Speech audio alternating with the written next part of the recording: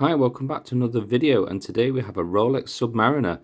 Now I've decased this, and in this video I'm going to show you how to remove the case tube, the bezel, and also the glass. So I'm just going to go through it step by step, and we're going to start with the case tube. So the case tube has to come out, and in this case tube it has a couple of gaskets in here.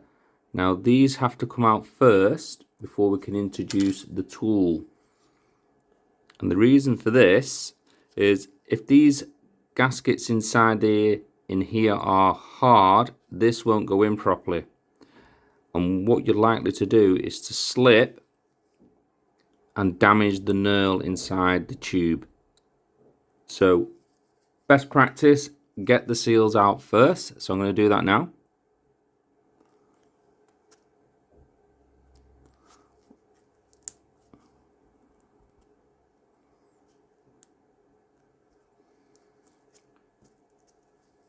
So just use an oiler blade there to get rid of them. There's one on the outside, but we don't need to remove that now for this. So I'm going to introduce the tool.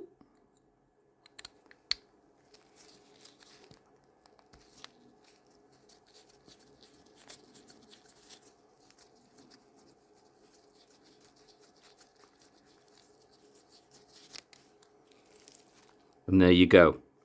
So on this case tube, there is a seal here as well, and these do break and become brittle, so you have to replace these because water can leak in down the tube. So they have 4 seals, this one, and then the 2 that I just removed. So I'll discard that for now. So the next job is to get the bezel off. Now you see lots of videos that use a case knife like this, but the trouble with the case knife is you can damage, or almost certainly damage, the case. So if you were to introduce your knife into here to prise this off, not only is this gold, but you have to lean and you're putting pressure on the case lug here, and you'll scratch it. Even if you were to use a cloth or a piece of plastic, you can damage it. So there is tools for it, and I'm going to show you how we do it here. So we have this tool. It's quite unusual, but it works perfectly. Now as you can see, it's actually made by Rolex, but there is tools out there very similar what do the same job. So your case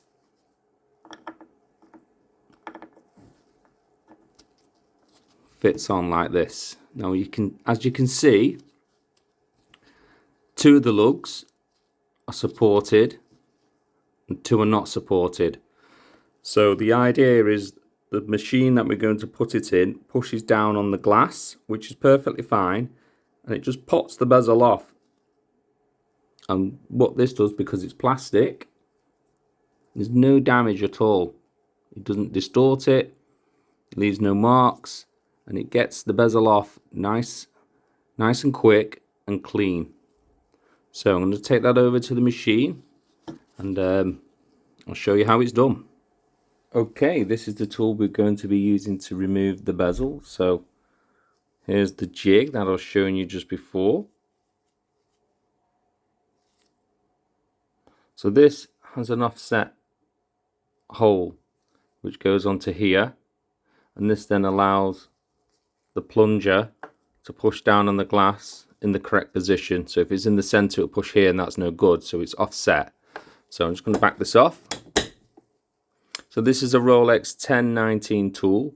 Has been replaced with a slightly newer version, but it is the same. It's a retro tool. It's quite nice actually, superbly made. So if you can get your hands on one, this helps you put on bezels, glasses, removal of glasses, bezels, case backs. It does pretty much everything on the Rolex range, so it is a good tool. So I'd recommend, if you're in for a tool, is to get something like this because it's very handy. So on it goes, and I'll just show you. See where it hits on the glass, and you can see how it pushes down, and there you go. I hardly pushed on that at all. It's so well designed, the bezel just comes off, and that bezel wasn't loose, it was on tight, but just the way it's designed, the bezel just pops off with just a slight turn of the wrist and it's off. So there you go, there's a bezel.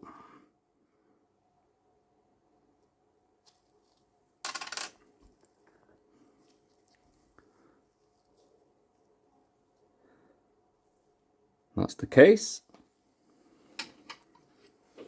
I'll grab my tweezers, and here is your click.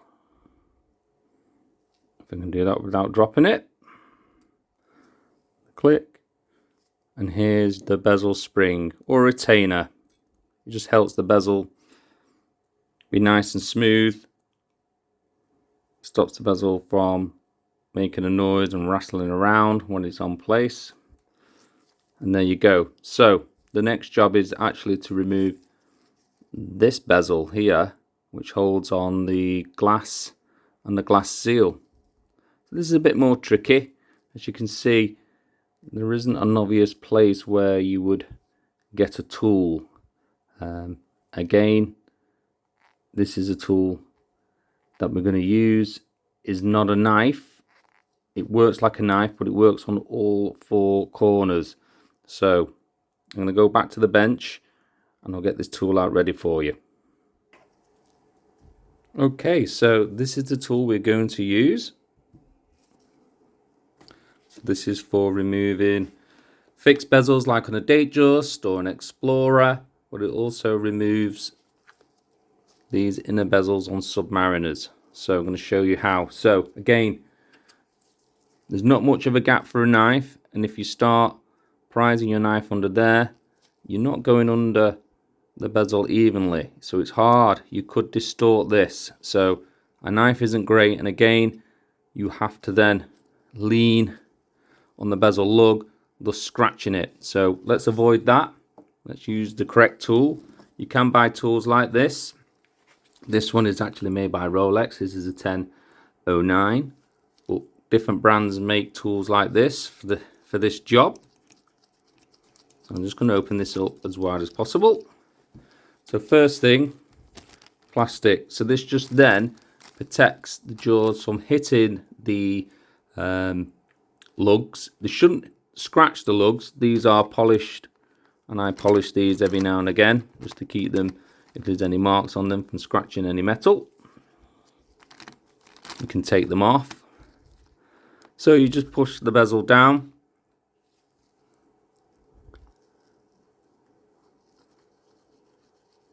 And then you just introduce the jaws into the bezel. I'll just show you. Plastic's there, I'll just back that off. Can you see that? So that's what it's doing. So it's pushing from 4 points, and it should come off evenly without distorting the inner bezel. So I'm just going to tighten that now. So that's going in. So I'm not just going to keep turning and turning without checking what I'm doing. So I'll just show you. Now can you see how it's starting to come away? And then on the other side. So it's lifting actually this on two sides. So as soon as it reaches a certain point, it's just start lifting here, and this limits any distortion.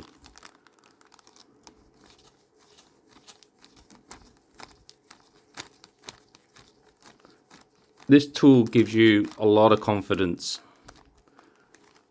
And there you go. Look at that. So I'll just back that off for now.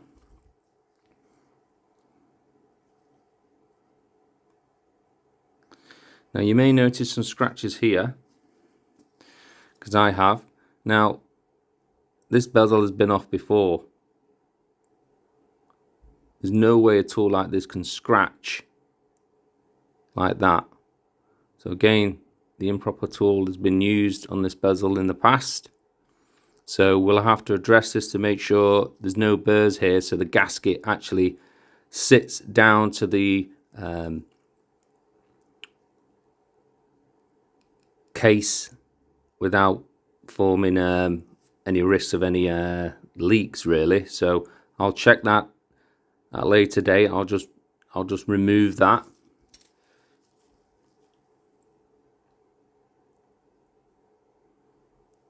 There you go. That's what the Rolex case looks like without the inner bezel on and the glass.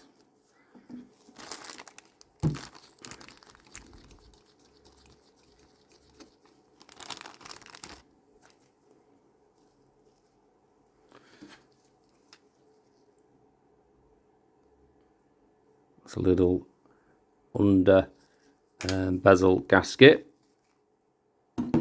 So Submariners have that extra gasket there. A Datejust or an Explorer wouldn't have a seal there. It's just another layer of protection there for the case.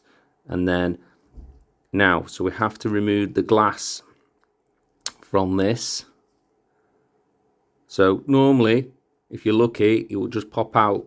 So I'm going to have a quick push. If not, we're going to have to go to another tool and then push it out. So I'll just try with my thumbs and see if it comes out.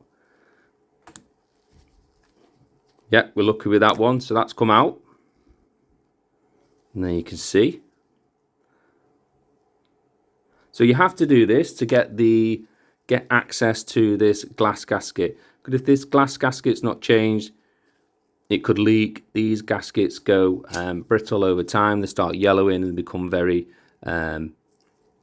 brittle, and the risk for leaking is quite high. So this one's in good condition, but obviously I will replace it. So it's just good practice to get the glass off, so you can get the glass gasket replaced. So there you go. So that's the case.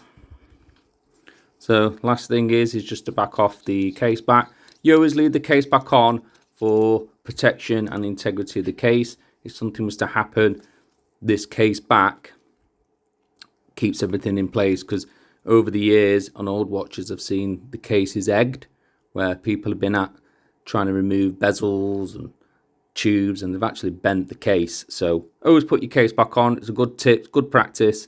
And again, there's the last gasket. That's the case back gasket, so that will be replaced too. So there you go, the bare bones of a case.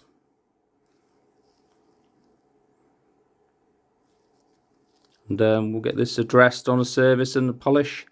And yeah, if you like this video, if you want to see any more, let us know. And I'll see you in the next one.